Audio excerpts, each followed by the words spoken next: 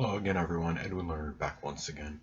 In this YouTube astrological segment, I'm going to be talking about choosing an astrologer. Now, first, obvious thing you can do, you can go, if you have an astrologer in mind, you can always Google him or her. You could go online and see if you could find ratings of certain astrologers, and you can also look at it for astrologers in terms of what they're very good and proficient in. I mean, there's some astrologers that are very, they're very diversified, very versatile, that are very good at many different facets and aspects of astrology. But there's others that, of course, may focus on one or two things. They might concentrate their energy into a very specialized part of astrology. Now, the thing about this too is people talk about, well, you should verify whether the person is certified or not. Well, actually, I mean, certification can help, but of course the experience plays a role as well. I mean, somebody that might have, say, 30 years of astrological experience but is not certified um, may actually be more proficient in astrology than somebody that was certified and has only been in astrology for 5 years. So I think there can be a little misconception as far as that goes. But you also want to you want to look at certain things in terms of like what kind of astrologer are you looking for? Is there one that's more detail oriented than another? Is there one that you like more to just focus on the big picture and be less punctilious with details? I mean, those are some things you can look at in terms of uh, just finding the astrologer you may want. There might be some that are more about health in astrology, or more about predictive astrology that is associated with transits. Now, renowned astrologer Robert Hahn, of course, many of you may know, he wrote that book, Planets in Transit, and he's obviously one to go to. I mean, if assuming he's still doing charts for people, that as far as predictive astrology, I believe he was also forecasting things like with the stock market. So he really is into like as far as the predictive element or aspect of astrology. Now, there's also some other people I wanted to mention as well. Kelly Rosano, that it seems like is one that is good in terms of like relationship astrology. She's also, I mean, when you go online and see reviews and lists of top astrologers, she's on a lot of them. There was some feed spot or something which had the top 50 YouTube astrologers, and I believe Kelly Rosano was like number 1 or 2. So she's probably very diversified. She's obviously one of the better astrologers overall.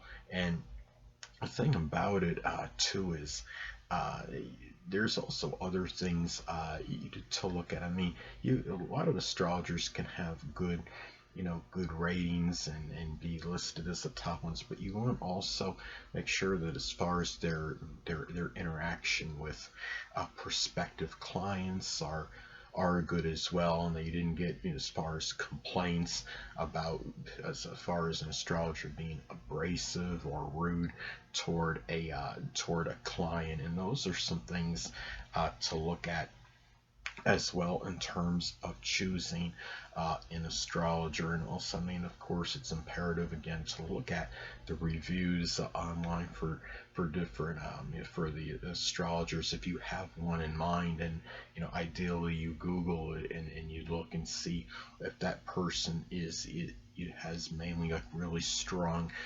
reviews, and because you want to check the credibility of that perspective astrologer. And some other ones that I wanted to mention, I mean, you have one like the peace dealer, aka Michael Nebb, is one that's obviously, he's very eloquent, he communicates in a very calm, peaceful manner, courtesy, very strong, of course, Gemini Taurus energy.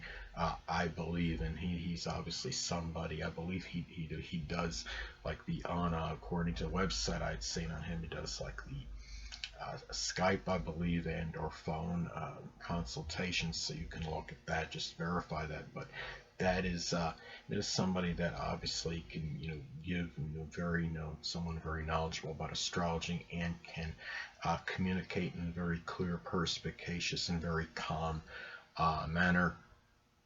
I had spoke with the Leo King one time, David, aka David Lawrence Palmer, and he is one that, of course, is very.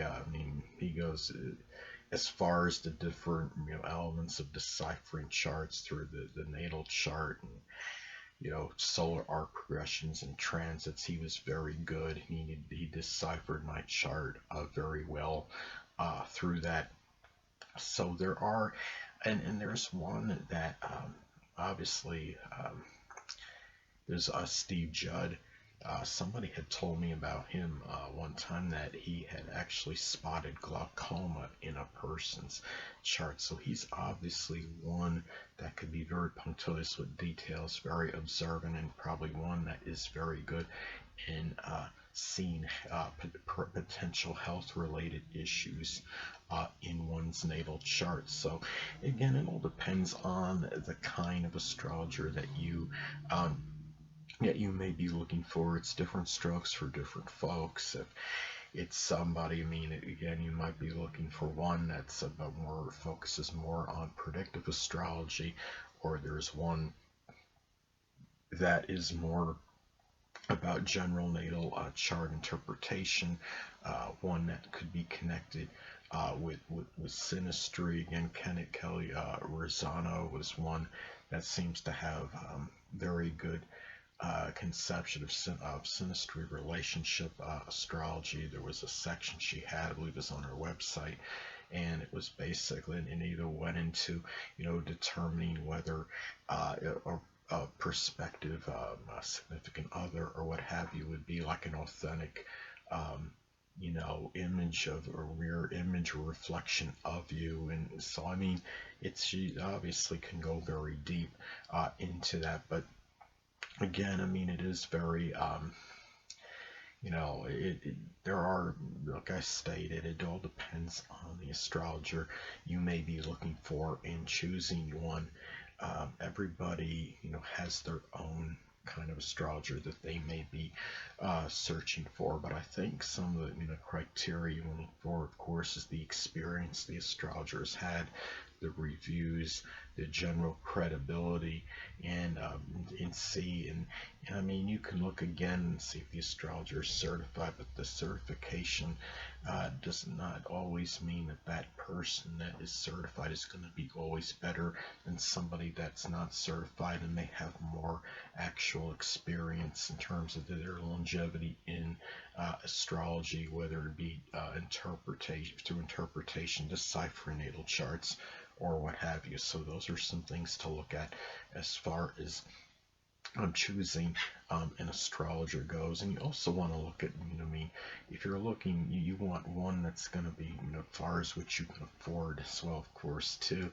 And of course, everybody has different means, so you want to make sure you're choosing carefully that, because if you're a person that has unlimited income, you want to find the one that's going to be the most accurate and affordable, that good combination of the two as well. And you want to make sure that nobody's overpricing you. As far as that goes, if you find out like an average reading for X amount of times was like $50, and then somebody else is charging $100, then that the person charging $100 in that example may be charging an exorbitant amount, and you don't want to get ripped off either. So you want to make sure that that you're getting your money's worth for, and in proportion with the ability of that particular astrologer. Of course, more famous, renowned ones are going to require more money because sometimes you are paying for their name, and that is understandable.